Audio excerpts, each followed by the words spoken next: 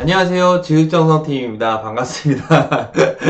안녕하세요. 제가 오늘이 9월 1일입니다. 9월 첫째 날인데 지난주 토요일 날 부산에 컨설팅을 다녀왔습니다. 부산의 컨설팅에 백세 동안이라는 그 센터의 컨설팅을 다녀왔는데 와, 제가 거기 가서 정말 감동을 먹었습니다. 제가 그 컨설팅을 하러 찾아뵌 거는 여러 가지 이제 운영적인 부분을 도움드리려고 찾아뵀는데 그 질문을 준비를 해 오셨더라고요. 근데 질문들이 제가 이만한 페이지가 있길래 이거 메모신가 보다 이렇게 생각을 했는데 그게 다 질문이었습니다. 그래서 와, 제가 정말 그걸 보고 어떤 마음이 들었냐면 정말 제가 예전에 센터를 초기에 창업하기 전에 정말 이거를 물어볼 때도 없고, 이거를 해결할 때도 없고, 정말 그 답답한 마음이 있지 않습니까? 답답한데, 그 답답함을 몇 개월 동안 준비하셔서 그때그때 생각날 때마다 정리하셨던 페이퍼라고 하더라고요. 얼마나 소중한 궁금증이겠습니까? 그래서 제가 하나하나 답해드리면서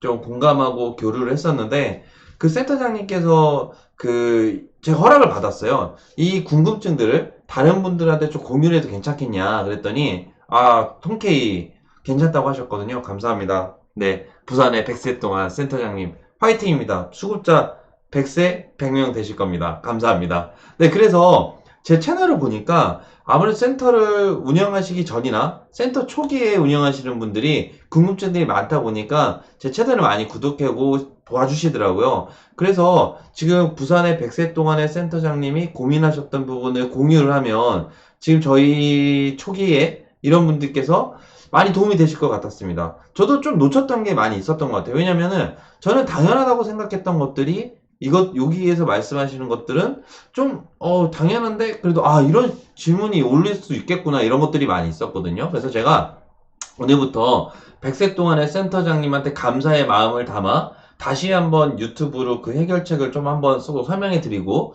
그리고 또 한번 이 초기에 운영하시는 분들, 이런 분들이 같은 고민이 있으신 분들이 제 채널을 통해서 다시 한번 이 궁금증 해결할 수 있는 이런 부분이 됐으면 좋겠습니다. 그러면 제가 하루에 좀 한 10개씩 풀어보도록 할게요. 틈틈이. 네, 그러면 시작을 해보도록 하겠습니다. 네, 좋습니다. 지금 제가 이제 파일을 보면요. 자, 보겠습니다. 이게 지금 질문들이신데, 어르신, 제가 하나씩 말해보고 답을 제 생각을 이제 얘기를 해볼게요. 어르신이 처음 오셔서 계약을 할 때 필요한 서류와 방법 및 순서인데, 이거는 제가 수급자 댁에 처음 방문해야 될 7가지 요 서류가 있습니다. 요 유튜브 영상이. 근데 지금 그 기준을 제가 하나 잡아드릴게요. 어르신이 처음 계약을 할 때라는 거는 등급이 있으실 상황에는 제 수급자 7가지 그 방법대로 가시면 되시고, 등급이 없으실 때는 등급을 받아들이는 것으로 가야 됩니다. 등급이 받아들이는 거. 그건 제가 등급 받기 전에 이렇게 하세요라는 영상이 있습니다. 그래서 그거를 활용하시면 좋겠습니다. 그리고 두 번째로 등급의 어르신 청구 가능한가 이렇게 얘기를 하셨는데 등급의 어르신 청구 가능한가? 등급의 어르신은 청구가 불가능합니다. 왜냐면 등급을 받아야지 저희가 공단에다가 등록을 할 수가 있고 그에서 청구가 가능한 거거든요. 그렇기 때문에 등급 외 어르신은 청구가 불가능합니다. 네. 자, 세 번째. 복지용구 대여는 어떻게 해야 합니까? 라고 하셨는데, 이제 사업소를 내시게 되면, 복지용구 그런 사업소에서 연락이 많이 오실 거예요. 연락이 많이 오셔서, 우리 쪽 복지용구, 수급자가 복지용구를 찾을 시에, 우리 쪽으로 주문해주세요. 라는 연락을 많이 받게 되실 텐데요. 그때 이제, 대여 품목이 있고 판매 품목이 있습니다. 그러면은, 대여나 판매 같은, 대여는 이제 그쪽 업체에서 아무래도 이제 대여가 나가게 될 거고요. 이제 뭐 판매하는 것도 그쪽 업체에서 하게 될 텐데 어르신이 이제 월 160만 원까지 사용하실 수가 있습니다. 그러면 그 안에서 대여나 판매를 하실 수가 있다고 보실 수 있습니다. 그 다음 수급자 파일에 들어갈 내용. 네, 좋습니다. 이런 질문 좋죠. 자, 수급자 기간에서 제가 분류를 크게 세 가지로 말씀을 드리는데요. 수급자 댁에 가야 될 파일, 그리고 기간에 있는 파일, 그 다음에 기간에서 필요한 대장들이라고 제가 설명을 좀 드리거든요. 그러면은 수급자 파일이라는 거는 두 가지가 있을 겁니다. 수급자 홍길동이라는 어르신한테 우리 기관에서 보관해야 될 파일, 그리고 어르신 댁에 가야 될 파일, 이 두 가지로 분류가 되는데요. 제가 그 앞에 영상에 수급자 이런 분류하는 영상을 찍어 놓은 게 있습니다. 그래서 그거를 활용해 보시면 좋을 것 같아요. 아무래도 그럴 것 같아요. 아무래도 앞에 이제 너무 지나간 영상을 또 다시 찾아보기 힘들 부분이 있으니까 혹시나 꼭 필요한 이런 수급자 때에 필요한 서류 같은 것들은 제가 다시 한번 정리해가지고 또 업로드해서 뒤에 거를 좀 찾아보지도 않고 최근에 이제부터 또 보실 수 있게 좀 제가 제공해 한번 해드리도록 하겠습니다. 어쨌든 수급자 파일에 들어가야 될 거는 앞에 영상을 좀 찾아보십시오. 그리고 수급자가 차량 탑승 요구 시 거절 방법. 정말 이거는 대부분 센터에서 수급자가 저희가 차량으로 모실 때는 병원 동행을 할 때 주로 모시는데요.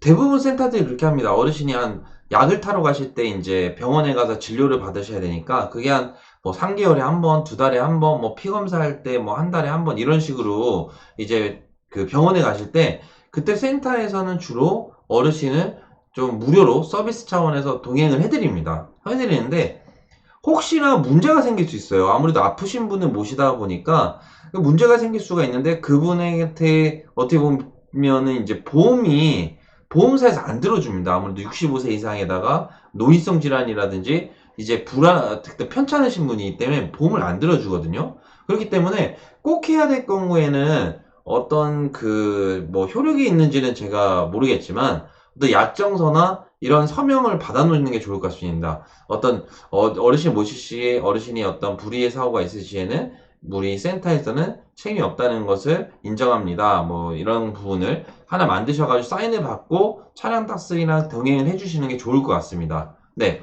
거절하는 방법은 그렇게 해서 나는 그러면은 안 가겠다 이러면 또 거절 방법이 될 수 있지 않을까요? 그렇게 생각하시면 좋을 것 같고요. 시에서 운영하는 장애인 차량을 사용하려면 이렇게 얘기하셨는데 장애인 차량을 사용하려면 장애인 등급이 있으셔야 되거든요. 이게 혼란스러우실 수 있는데 장애 등급이 있고 노인 장기 요양 등급이 있습니다. 그런데 장애인 등급 1급, 2급 같은 게 있으면 장애인 차량을 이용하실 수 있다고 생각하시면 되고요. 노인 장기 요양 등급으로는 뭐 장애인 차량을 이용하실 수는 없습니다. 네, 좋습니다. 자, 3시간 이용하는 수급자가 병원 다녀오면 3시간을 넘는다면 네, 이런 경우가 종종 있죠. 뭐 예를 들어서 제가 봤을 땐 투석 환자분들을 만약에 투석 어르신들을 이제 모시고 갔는데 모시고 오면 거의 뭐 4시간 정도 이게 갖고 오기 때문에 뭐 그런 경우는 대체로 이제 같이 갈 때 같이 가서 좀 모셔서 이렇게 해드리다가 자기 본인은 나오고 아니면은 끝날 때 가셔가지고 모시고 와서 이렇게 이제 3시간 안 넘게 하는데 또 다른 경우에 뭐 그냥 이제 뭐 한의원이나 뭐 일반 로컬 병원에 가시는데 3시간이 뭐 넘었다 이러면은 요건 알아주셔야 됩니다. 요양사 선생님께서 3시간이 딱 맞는 게 아니고요. 그 수가는 180분 이상입니다. 180분 이상. 180분 이상이기 때문에 뭐 185분, 190분 뭐 이렇게 해도 3시간만 인정되기 때문에 180분 이상 일한다고 하셔도 사실은 좀 수가 청구라든지 180분 이상이란 애매한 기준이 있어가지고 좀 일을 하시는 게 맞긴 맞으세요. 근데 우리 30분 단위로 끊죠. 근데 뭐 4시간을 일하셨다 그러면 아무래도 1시간 쪽인 부분은 그 보호자분께서 또 따로 드리는 식으로 해결을 해야 되지 않을까 생각을 합니다. 이게 정답은 아니지만 대체로 저희 센터에서는 180분에서 240분 하셨다. 근데 이분은 180분밖에 청구가 안 된다. 그럼 1시간은 대체로 두 가지인데요. 그냥 요양사 선생님이 가끔 봉사를 해주시다거나 아니면 아닌 경우에는 센터에서 지금 어르신이 병원 다녀오면서 1시간이 넘으셨으니 요양 선생님한테 좀 1시간 부분은 좀 페이를 해주셔야 됩니다. 이렇게 또 말씀을 하시는 방법이 있습니다. 네. 그거는 이제 선택하시면 좋으실 것 같고요. 그 다음, 수급자 퇴소 희망 시 어떻게 하냐, 진행 절차는이라고 하셨는데, 거의 센터 그만두시면 뭐 특별한 서류를 받는 건 아닙니다. 그런데 공단에다가 저희가 그 계약 종료하는 게 있어요. 계약 종료하는 부분이 있고, 그거를 꼭 해야 될 때는 이분께서 이제 재가 요양을 받다가 요양원으로 가실 때, 이럴 때는 꼭 종료를 해드려야 됩니다. 네. 그래서 계약 종료 같은 거는 공단에 이제 이렇게 일정 넣는 부분이 있어요. 거기서 계약 종료를 하시면 됩니다. 네. 그렇게 하시면 되시고요. 자, 3시간 끝나고 그냥 가나 보호자와 인수인계하나? 네, 맞습니다. 아무래도 이제 유치원 어린이집 같은 경우는 그 보호자가 등원시키고 하원시키고 이건 당연하잖아요. 근데 저희 어르신 댁에 이게 홈케어 서비스, 집에 가서 케어 서비스는 예를 들어서 뭐 우리가 2시부터 5시까지를 아직 했다. 그러면 5시에 보호자가 없다. 그래도 그냥 선생님이 이제 퇴근을 하십니다. 그때 뭐 출퇴근은 태그를 찍어가지고 딱 퇴근을 찍고 나가시는 경우가 대부분입니다. 그러니까 한마디로 보호자한테 인수인계 없이 그냥 퇴근하신다라고 생각하시면 되세요. 마지막 질문입니다. 수급 등급 신청 후에 결과 모르는 센터에서 센터 가입을 희망한다면, 이거는 등급 신청 후에 아직 등급이 안 나왔어요. 근데 내가 센터를 이용을 하고 싶어요. 방문 요양 홈케어 서비스를. 그럴 때 어떻게 하느냐? 그럴 때 이제 센터들마다 각자 방법이 있겠지만 제가 이런 문의를 받으면은 좀 이렇게 합니다. 그냥 등급 받기 전에는 요양보호사 선생님하고 그냥 어르신하고 그냥 소개시켜 드릴 테니 여기서 서비스를 받으래요 라고 말씀을 드리는 거죠. 그래서 저희가 이분을 예를 들어서 식을 한 11,500원 할 거다. 그러면 요양 어르신한테 하루에 3시간씩이면 11,500원이 얼마죠? 뭐 33,000원. 네, 11,500원 곱하기 3의 급여를 하루치를 측정을 해주세요서 주세요 이렇게 얘기를 하는 거죠. 근데 만약에 이런 경우가 있죠. 센터가 중간에서 껴서 주게 되면은 나중에 문제 소지 될 수가 있거든요. 왜냐면은 이런 60시간이 또 넘어버리면 사대보험도 들어드려야 되고 뭔가 이제 뭐 가입시켜야 되는 여러 가지 절차가 있으니까 그런 부분에서 좀 책임 소재를 덜하기 위해서는 등급받기 전에는 요양보호사와 어르신과 요양보호사 그냥 각각이 급여를 하시고 근데 어르신 등급이 나오셨어요? 그러면 요양사를 등록을 하고 그때부터 서비스 시간을 진행해서 시작을 하시면 좋겠습니다. 네, 좋습니다. 어떠세요? 뭐 제가 이제 10가지 질문들을 쭉 말씀을 드려봤는데 이건 아무래도 그 초기 센터에 운영하시는 분들이 좀 도움이 되실 것 같습니다.